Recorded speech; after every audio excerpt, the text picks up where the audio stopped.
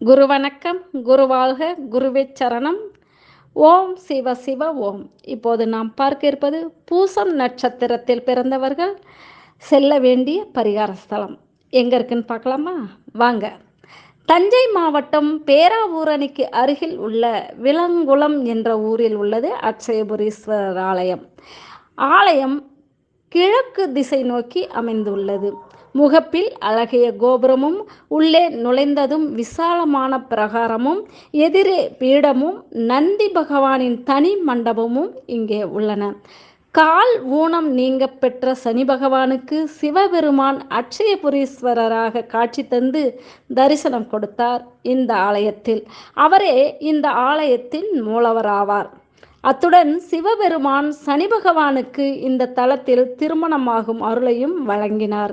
மந்தாதேவி, ஜேஷ்டாதேவி என்ற இரு பத்தினிகளை இங்கு மணந்த சனி பகவான் இங்கு ஆதி பிருக சனீஸ்வரர் என்ற பெயருடன் திருமண கோலத்தில் தன் துணைவியருடன் தனி கோவிலில் அருள்பாலிக்கிறார். இவரது ஊனத்தை காகம் வந்து பெற்றுக்கொண்டது. எனவே சனி பகவான் அந்த காகத்தினையே தனது வாகனமாக இங்கு ஏற்றுக்கொண்டார்.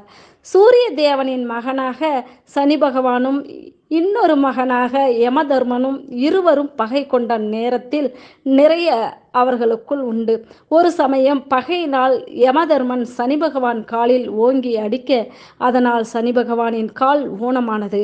கால் ஊனத்துடன் நிவாரணம் தேடி மனித உருவத்தில் சுரைக்குடுவையில் பிச்சை ஏந்தி பெற்ற அந்த தானியங்களை சமைத்து அன்னதானமாக ஏழைகளுக்கும் முதியோர்களுக்கும் அளித்து வந்தார் சனி பகவான். ஊர் ஊராக சுற்றி வந்த சனி பகவான் விலா மரங்கள் நிறைந்த ஒரு கிராமத்திற்கு வந்து சேர்ந்தார். பாதையை கடக்கும் போது ஓர் இடத்தில் விலாமரத்தின் வேரால் தடுக்கப்பட்டு நிலை தடுமாறி அருகே இருந்த பள்ளத்தில் விழுந்தார். அங்கே சித்திரை திங்கள் வளர்பிறை திருதியையும் நட்சத்திரமும் சனிவாரமும் சேர்ந்த புனித நன்னாளில் பல கோடி யுகங்களாக மறைந்து இருந்த பூச ஞான வாவி என்ற ஞான தீர்த்தம் சுரந்து சனி பகவானை மேலே எழுப்பி கரை சேர்த்தது. இதனால் சனி பகவானின் கால் ஊனம் நிவர்த்தியானது. விலாவேர் தடுக்கி சனி பகவான் விழுந்ததால் சுரந்த ஞான வாவி தீர்த்தம் குளமாக இங்கே உருவானது. அதனால் விளங்குளம் என்று அழைக்கப்பட்டு பின்னர் மருவி விலங்குளம் என்ற பெயரால் தற்போது அழைக்கப்பட்டு வருகிறது.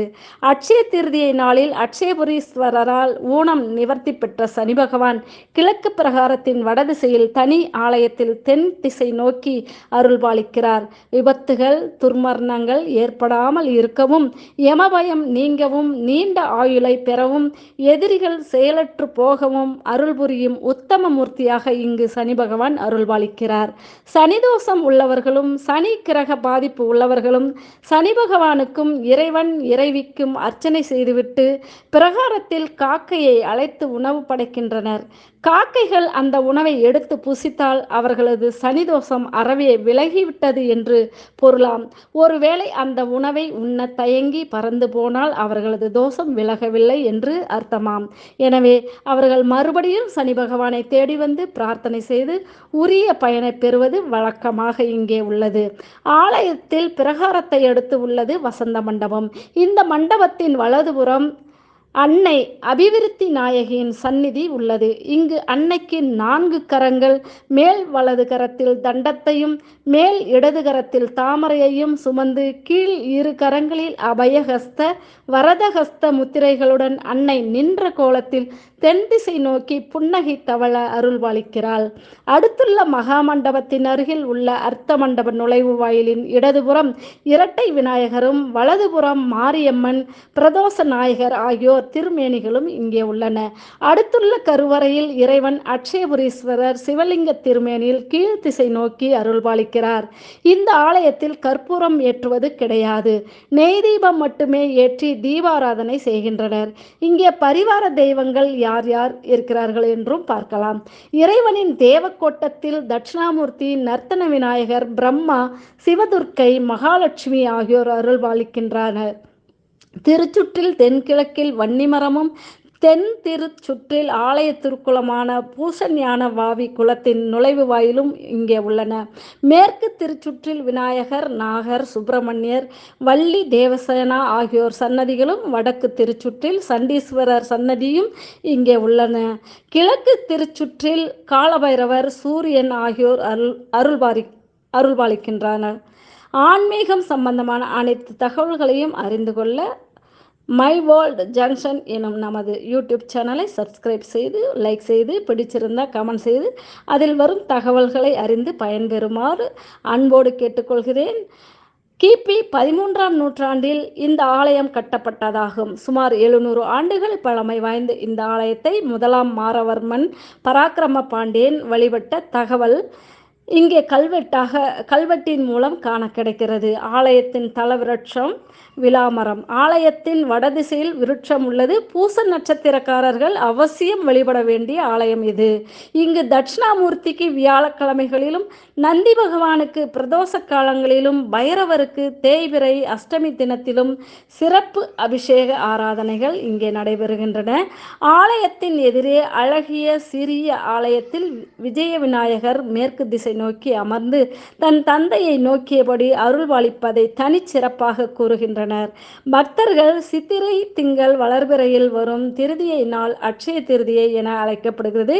இந்த ஆலயத்தில் அட்சய திருதியை அன்று சனி பகவான் பலவித ஸ்தூல சூட்டும் வடிவங்களில் சிவபெருமானை நாள் முழுவதும் வழிபடுவதாக ஐதீகம். அட்சய திருதியை அன்று இங்கு இறைவனுக்கும் இறைவிக்கும் விசேஷ அபிஷேக ஆராதனைகள் நடைபெறுகின்றன. இங்கு அருள்பாலிக்கும் இறைவி அபிவிருத்தி நாயகி தன் பக்தர்கள் அனைத்து நிலைகளிலும் அபிவிருத்தி அடைய அருள் புரியக்கூடியவர் என்பதில் சந்தேகமே இல்லை. அட்சய திருதியை நாளில் இறைவனுக்கு சந்தனக்காப்பில் முத்துக்கள் பதித்து வழிபடுதலும், சனி பகவானுக்கு புனுகு கலந்த சந்தனக்காப்பிட்டு வழிபடுதலும் மிகுந்த பலனை தருகிறது. சனி பகவான் உடன் இருந்து வழிபடும் நாளான அட்சய திருதியை நாளில் நாமும் அட்சயபுரீஸ்வரரையும் அபிவிருத்தி நாயகியையும் வணங்க செல்வம் பெருகும், வாழ்க்கையில் வளம் கொளிக்கும் என்பது நிச்சயம். அட்சய திருதியை அன்று இந்த ஆலயத்தில் பக்தர்கள் கூட்டம் அலைமோதுவது என்ன பண்ண கண்கொள்ளா காட்சியாக இருக்கும். இங்கே அவ்வளோ காட்சியாக இங்கே இருக்கிறதாம். சனி பகவானின் ஊனத்தை தீர்த்த இறைவன் அட்சயபுரீஸ்வரர் தன்னை வணங்குவோரின் உடன் ஊனத்தையும், அதாவது தன்னை வணங்குவோரின் உடன் அவரை வணங்குபவரோட ஊனத்தையும் மன ஊனத்தையும் நீக்குவதுடன் ஏழ்மை என்னும் ஊனத்தையும் நீக்கி அவர்கள் வளம் பெற்று வாழ அருள் புரியக்கூடியவர் என்பது நிஜமே. அட்சய திருதியை விழா ஊனம் நீக்குதல், திருமண தடை, தோஷ நிவர்த்தி தலமாக விளங்கும் இந்த திருக்கோவிலுக்கு வெளிநாடு, வெளிமாநிலம், வெளிமாவட்டம் போன்ற பகுதிகளில் இருந்து பக்தர்கள் வந்து செல்கின்றனர். இந்த கோவிலில் ஆண்டுதோறும் அட்சய திருதியை அன்று அட்சய திருதியை விழா நடைபெறுவது வழக்கம். அதன்படி இந்த ஆண்டும் அட்சய திருதியை திருவிழாவும் சிறப்பாக கொண்டாடியுள்ளார்கள். கோவிலுக்கு செல்லும் வழியையும் நம்ம பார்க்கலாம். விலங்குளம் அட்சயபுரீஸ்வரர் கோவில் பட்டுக்கோட்டையிலிருந்து சுமார் 30 கிலோமீட்டர் தூரத்திலும், கிழக்கு கடற்கரை சாலையில் இருந்து விலங்குளம் சோதனை சாவடியிலிருந்து 2 கிலோமீட்டர் தூரத்திலும், பேராவூரணியிலிருந்து ரெட்டவையல் பெருமகளூர் வழியாக 20 கிலோமீட்டர் தூரத்திலும் கோவில் அமைந்துள்ளது. நன்றி. மீண்டும் அடுத்த பதிவில் சந்திப்போம். வாழ்க வையகமும் வாழ்த்தட்டும் உங்களை. நன்றி.